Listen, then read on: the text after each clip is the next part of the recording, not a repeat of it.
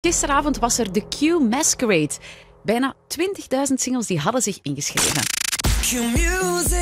De Q Masquerade. Ja, en ze hadden ook een uitgebreide vragenlijst ingevuld, zoals bij Blind Getrouwd eigenlijk, om een goede match te vinden. En de personen met de beste matches, die werden gisteren uitgenodigd op de Masquerade, kregen een maskertje op en kwamen ze in de buurt van hun wetenschappelijke match, dan ging het lichtje van het maskertje op groen. Charlotte, goedemorgen.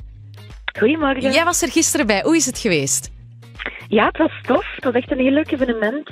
Een uniek evenement eigenlijk. En het is precies ook wel een voorrecht om daar als single te kunnen bij zijn. Zeker als je hoort hoeveel mensen dat er zich hadden ingeschreven en hoe weinig dat er eigenlijk maar mochten gaan zijn. Ja, klopt natuurlijk. We hebben de beste matches die wetenschappelijk gezien de beste waren, die zijn uitgenodigd. Dat waren er rond de 300 van de bijna 20.000 ingeschrevenen. Charlotte, ben jij vanmorgen alleen wakker geworden? Ja. Sowieso. Ik moet gaan werken, hè. Ja, maar dat heeft in het verleden al andere mensen niet tegengehouden. Ja, nee, dat Zeg maar, hoeveel matches heb jij gevonden, Charlotte?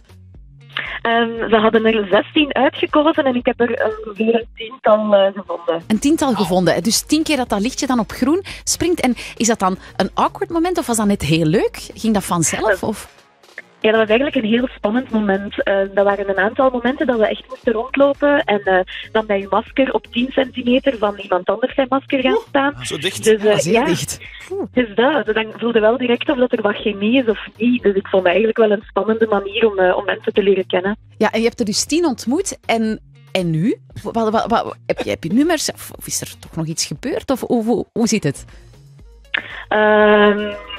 Er waren misschien uit die 10 matches 2 dat ik wat meer interesse zou kunnen intonen. En met 10 mensen hebben we ook al nummers uitgewisseld, dus we zien wel.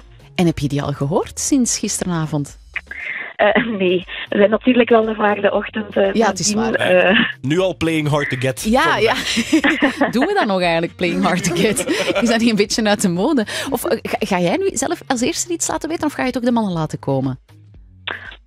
Dat weet ik nog niet. Ik zal dat wel zien.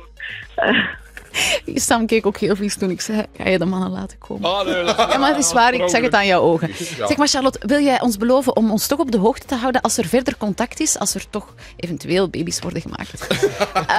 Dan zijn wij vragende partij om dat zo snel mogelijk te weten. Liefst ook op het moment dat de baby's worden. Nee. Lakkerna is ook goed. Nee, Charlotte, heel tof dat je erbij was en heel veel succes. Hè. Wij duimen dat er iets uitkomt.